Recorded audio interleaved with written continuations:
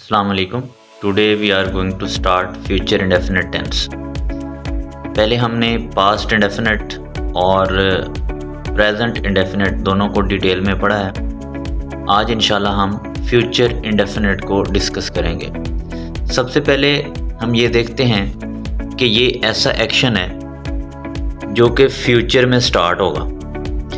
Action क्या है? Action indefinite है और ये कब स्टार्ट होना है? ये फ्यूचर में स्टार्ट होना है। तो इसको डिफाइन हम यूँ करेंगे कि व्हेन एक्शन इज एक्सपेक्टेड और will be happened in future, यानी जब कोई एक्शन फ्यूचर में होने की तवक्को है, एक्सपेक्टेड और विल बी हैपेंड, या फिर होगा, लाजमी होगा।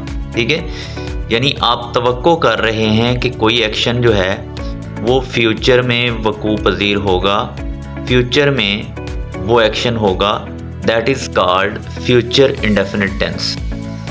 ठीक है, यानी ज़माना कौन सा है? फ्यूचर है और एक्शन क्या है? इंडेफिनिट है। हम देखते हैं कि इसमें हेल्पिंग वर्ब कौन से यूज़ करते हैं। तो इसके जो हेल्पिंग वर्ब्स हैं वो हैं विल और शैल। हम इनको यहाँ पे as a helping verb use करते हैं। अक्सर हमने ये पढ़ा है कि आई और वी जो है, आई एंड वी, इन दोनों के साथ हम शैल यूज़ कर रहे होते हैं और बाकी तमाम जितने भी सब्जेक्ट हमारे पास है, ई, शी, इट वगैरह, या कोई नाउन है तो उसके साथ हम विल यूज़ करते हैं। लेकिन कंपोजिशन में आजकल जब आप कोई चीज़ लिख रहे होते हैं तो उसमें बेशक आप ही के साथ विल यूज़ कर रहे हैं, आप आई के साथ भी विल यूज़ कर सकते हैं और वी के साथ भी विल जो है वो यूज़ कर सकते हैं। इसमें कोई आपको ग्रामेटिकली मिस्टेक नहीं काउंट की जाएगी। ठीक है, कंपोजिशन में आप इसको लिख सकते हैं। नेक्स्ट चीज़ है कि हेल्पिंग वर्ब के बाद हमारा वर्ब जो है वो कौन सा यूज़ होना है यहाँ पे। तो ये लास्ट टाइम भी मैंने आपको बताया था कि जब भी हमारे पास विल, शैल यूज़ होते हैं, वुड, शुड यूज़ होते हैं, ये जितने भी जिनको हम मॉडल वर्ब भी कह रहे होते हैं या ऑक्सिलरी कह रहे होते हैं, तो इनके बाद हमेशा जो है वो फर्स्ट फॉर्म ऑफ वर्ब हम यूज़ कर रहे होते हैं। ठीक है, यानी विल, शैल जब हमने यूज़ करना है किसी भी जगह तो उसके बाद हम first form of verb use करते हैं। तो सिंपली फ्यूचर इंडेफिनिट ऐसा टेंस है जो कि एक्शन होना है इन फ्यूचर। फ्यूचर में एक्शन एक्सपेक्टेड है या वो वकू पजीर होना है, उसका श्योर है, इसको हम फ्यूचर इंडेफिनिट कहते हैं। विल, शैल इसके हेल्पिंग वर्ब हैं और first form of the verb इसमें यूज़ होगी। एग्जाम्पल को हम देखते हैं। हम लाहौर जाएंगे, सब्जेक्ट जाएंगे, ये एक्शन है। ठीक है, हम लाहौर जाएंगे। तो we shall go to Lahore, ये इसके एग्जाम्पल है कि सबसे पहले क्या आता होता है? सब्जेक्ट आता है। ठीक है, we shall, we shall, shall as a helping verb यहाँ पे आएगा, go as a main verb आएगा। तो हमने ये इसकी एग्जाम्पल देखी, हम लाहौर जाएंगे, we shall go to Lahore. Next हम इसका फार्मूला देख रहे हैं कि इसका फार्मूला क्या है सेंटेंस को बनाने का। सबसे पहले मैंने आपको पहले भी बताया था कि SVO फार्मूला यूज़ होता है, यानी सब्जेक्ट, वर्ब, ऑब्जेक्ट। सबसे पहले सब्जेक्ट आता है, सब्जेक्ट के बाद वर्ब आता है और वर्ब के बाद जो है वो ऑब्जेक्ट आता है। लेकिन यहाँ पे हमारे पास हेल्पिंग वर्ब भी मौजूद है, तो हेल्पिंग वर्ब जो है ये जस्ट बिफोर वर्ब यहाँ पे यूज़ होता है, यानी सब्जेक्ट आएगा, सब्जेक्ट के बाद जो है वो हेल्पिंग वर्ब आएगा। अगर वर्ब हेल्पिंग वर्ब नहीं है तो डायरेक्ट हम वर्ब बनाते हैं। मतलब अगर हम ये शी कुक फूड लिखते हैं तो प्रेजेंट सिंपल में हमारे पास हेल्पिंग वर्ब नहीं होता, तो हम यहाँ पे हेल्पिंग वर्ब को ऐड नहीं करते। लेकिन जब हेल्पिंग वर्ब मौजूद है तो इसने वर्ब से पहले यूज़ होना है। ठीक है, शी विल कुक फूड, ये हमारे पास सेंटेंस बनता है। Subject, verb, subject, helping verb, verb and object. यहाँ पे food as an object use हो रहा है। ठीक है, अच्छा, जब हम इसका नेगेटिव सेंटेंस बनाते हैं तो नेगेटिव सेंटेंस बनाने में हमारे पास सब्जेक्ट, हेल्पिंग वर्ब, यानी जो हमने नॉट यूज़ करना है नेगेटिव बनाने के लिए हम नॉट का यूज़ करते हैं, लेकिन नॉट हम कहाँ पे यूज़ करते हैं, ये हेल्पिंग वर्ब के फ़ौरन बाद हमने यूज़ करना है। मैंने आपको प्रेजेंट सिंपल और पास्ट सिंपल में ये बात बताई थी कि हम किसी भी सेंटेंस को नेगेटिव नहीं कर सकते, नॉट उसमें यूज़ नहीं कर सकते अनटिल अनलेस उसके साथ हेल्पिंग वर्ब मौजूद जब तक नहीं होता हम उसको नहीं कर सकते। तो यहाँ पे क्या है कि हमारे पास प्रेजेंट और पास्ट सिंपल के अंदर हेल्पिंग वर्ब मौजूद नहीं था, यहाँ हमारे पास ऑलरेडी हेल्पिंग वर्ब मौजूद है, लिहाजा हम यहाँ पे किसी चीज़ का इजाफा नहीं करेंगे।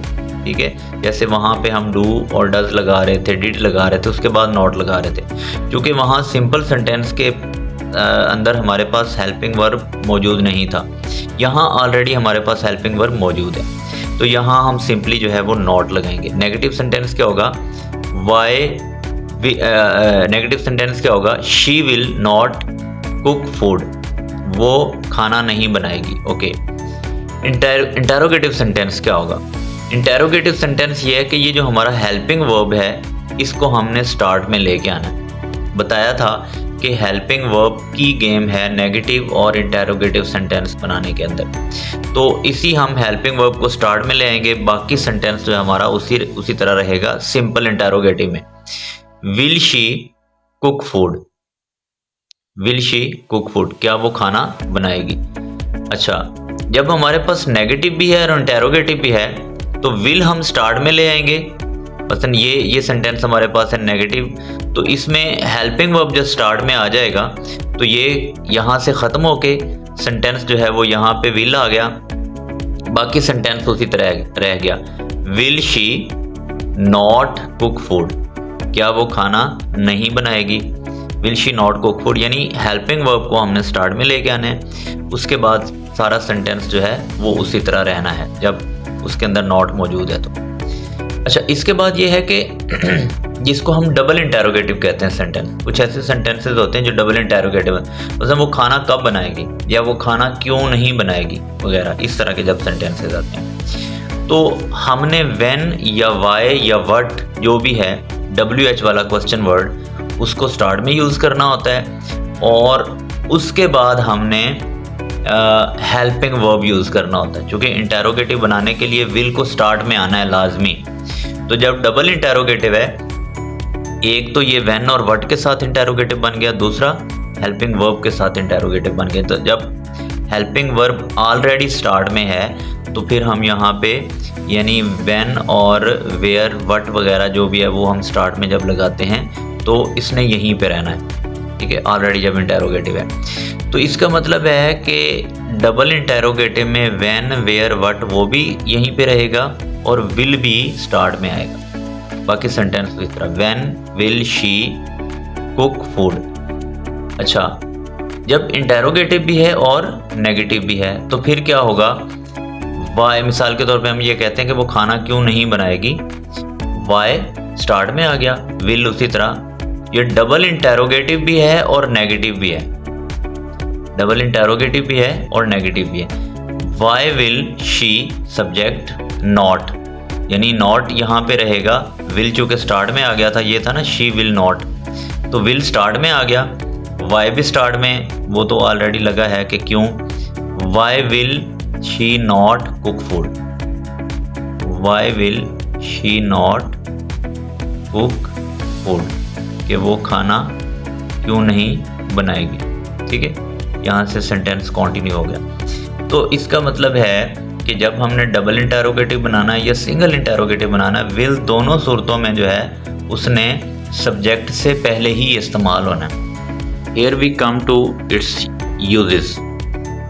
पहला इसका यूज़ ये है कि जब हमने कोई भी ऐसा एक्शन जिसमें हमने टुमारो, नेक्स्ट यानी नेक्स्ट डे भी हो सकता है, नेक्स्ट ईयर भी हो सकता है, नेक्स्ट मंथ भी हो सकता है, नेक्स्ट वीक भी हो सकता है, कमिंग,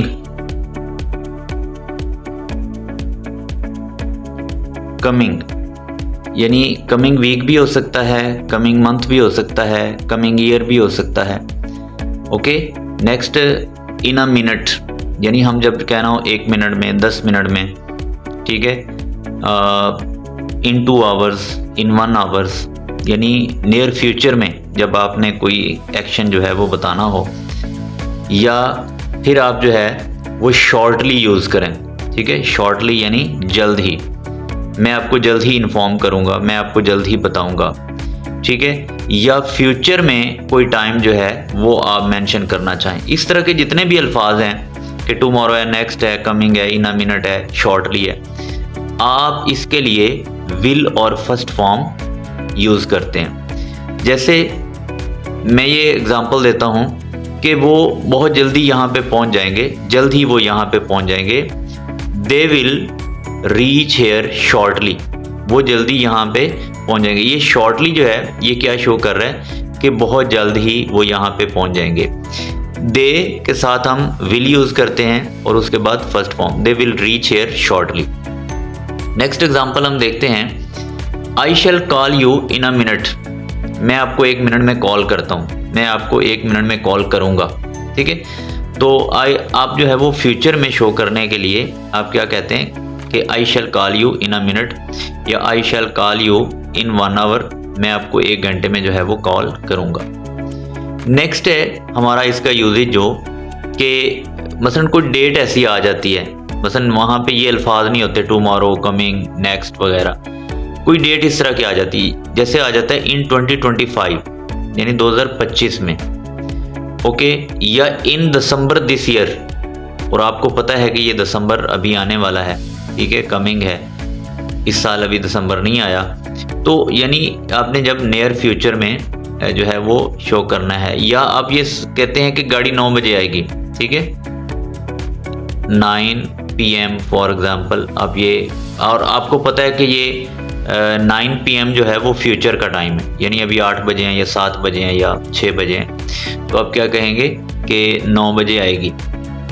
तो इसमें भी आप विल और शैल और फर्स्ट फॉर्म का यूज़ करते हैं। लाइक मैं अपना इम्तिहान जो है वो 2025 में दूंगा, 2025 में इम्तिहान दूंगा। I shall take examination in 2025, I shall take, मैं दूंगा, I shall take examination in 2025, यानी अब ये इन 2025 जो है ये शो कर रहा है कि ये फ्यूचर का वक्त है, ठीक है, कमिंग टाइम है। ओके, इसी तरह my birthday will in December this year, या I shall celebrate my birthday in December this year, मैं इस साल दिसंबर में अपनी बर्थडे मनाऊंगा। अच्छा, गाड़ी 9 बजे आएगी, the train will come at 9 PM या एट 9 o'clock, ठीक है, आपको पता है कि फ्यूचर का वक्त है ये। अच्छा, इसके बाद एक इसका जो यूजेज है कि फर्स्ट क्लॉज, हमने ये पढ़ा है कि क्लॉज क्या होती है। क्लॉज यानी सेंटेंस का एक पार्ट, ऐसा हिस्सा जो कि जिसमें सब्जेक्ट भी होता है, वर्ब भी होता है। तो जब पहली क्लॉज में पहले हिस्से के अंदर ये वाले वर्ड आ जाएं, होप, श्योर, एक्सपेक्ट, गेस या सर्टन, मतलब उम्मीद है, यकीन है, तवक्को है, अंदाज़ा है या यकीन है, श्योर है, ठीक है। तो ये वाले अल्फाज जब आ जाएं तो दूसरे हिस्से में जो है वो हम फ्यूचर इंडेफिनिट यूज़ करते हैं। यानी अगर पहले हिस्से में फर्स्ट क्लॉज में अगर ये वाले वर्ड्स आ जाएं तो हम दूसरे हिस्से में फ्यूचर जो फ्यूचर इंडेफिनिट वो यूज़ करते हैं। लाइक मैं ये कहता हूँ कि मुझे उम्मीद है कि वो आएगा, ठीक है, या मुझे उम्मीद है, मुझे यकीन है कि तुम इनाम हासिल करोगे, उससे यकीन है कि मैं इनाम हासिल करूँगा, मुझे तवक्को है कि बारिश होगी। ओके, तो इस तरह के जो सेंटेंसेस होते हैं उसमें पहला हिस्सा क्लॉज जो है उसमें हम प्रेजेंट डेफिनेट यूज़ करते हैं और उसके बाद जो है हम फ्यूचर इंडेफिनिट यूज़ करते हैं दैट के बाद।